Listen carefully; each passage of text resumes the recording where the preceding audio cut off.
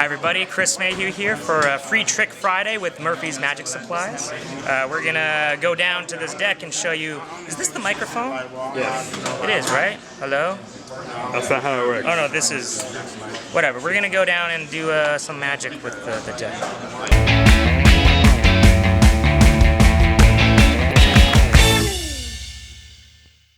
Alright, Kyle, if you wouldn't mind, just as I go through the cards, just tell me when to stop. Stop. There, you got it?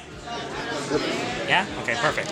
Now, I'm not gonna lie, most people when they do card tricks, they, they'll use, I don't know, for sandwich tricks especially, they'll use like the aces or the jacks or something like that. It's cliche. It's too cliche, alright? We're not gonna do that. I'm gonna go a little different. We'll go with, you know what? Let's go with the fours, alright? Nobody would ever use those, so we'll try that. I'm going to use the 2 4s for this. What I'm going to try to do is, the reason why we're using 2 cards as opposed to 3 or 4 is there's a space in between them, alright? I'm going to see if I can get a card to be trapped in between those space there. So here, just walk. Yeah. Just turn it over. Squeeze, and we get 1 card in between them. Oh, the jack. Well, good thing you didn't pick that I didn't use the jacks because that would have messed this up, right? So that's the tricks. I hope you... What? Is it not the jack? It's not? No. Oh shit. What was it? 4 diamonds, I believe. Is the 4 diamonds? I was using those though. Why didn't you tell me while I was doing the... Okay. You know what? We can fix this. We can fix this. If you just do this. There we go. Now we get 2 jacks. 4 diamonds in between. So here's the explanation for this. This trick is called done. Hold on. Come back up. I'm not done talking. So this trick is called Done. It's based off of the Dunbury sandwich, obviously. You can learn the original Dunbury sandwich in the legendary Hierophant.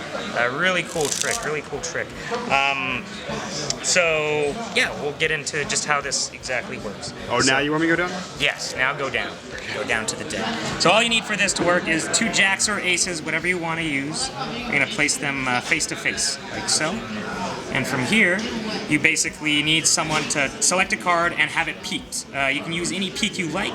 An interesting one that I sometimes use will be to updraw the card, and as I peel it out of the deck, you basically just get a peek of that corner as you pull it out of the packs. But you can really use any peek you want to, just as long as you know that their card is, in this case, the 5 of clubs. So you're just going to pretend and say, oh yeah, I don't want to use the jacks or the aces, this is BS. We'll go with something else. Oh, like how about the 5? Oh, they're right next to each other. That's magic in its own right. Now when you take the cards out, you're going to place their selection lowermost. And as you gesture towards these, you just want to get a pinky break below the 2 cards. Now you can do a pinky count if you want, or you can do a thumb count as you're pointed to them, which I do sometimes. But basically you need to get a break below those 2 cards. So what happens is you're going to place the cards here, you just say, oh, watch in between them. This is a load that I saw my friend Ben Train do. I know it's not his, but this is what inspired this move. You just turn everything over, including those jacks. Alright, like this. So you're just turning that entire block over. And now, when you spread, it's going to look like the jack of clubs is now in between those 2 cards, when in fact you actually have 2 jacks and their card below. So now this is the best part of the trick, is you get to now play along. Back to me. Is you get to play along. Now you need to convince the spectator that that's the end of the trick and that you thought you got it right and it's completely failed. And this is the part that I love, because it's all acting. I should be looking at the camera, not at this space here, looking at you. But this is where you just get to take your acting skills and see how far you can go. Sometimes I will wait even like 10 minutes, even an hour if I have to, just until they're convinced that this trick is over.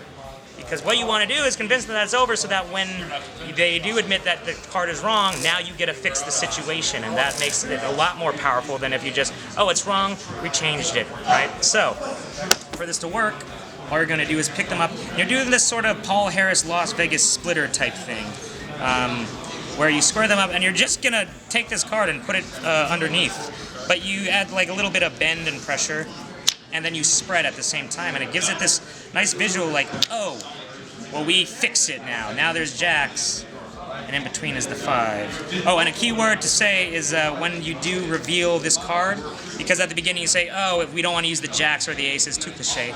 So when you do reveal that you found a jack, then you say, oh, well, it's a good thing I didn't use the jacks because that would have messed the trick up. But in reality, you messed the trick up because you used the 4s, or 5s in this case. So that is called done. I hope you enjoy it and that you can use it. And yeah, free trick Friday. Haha!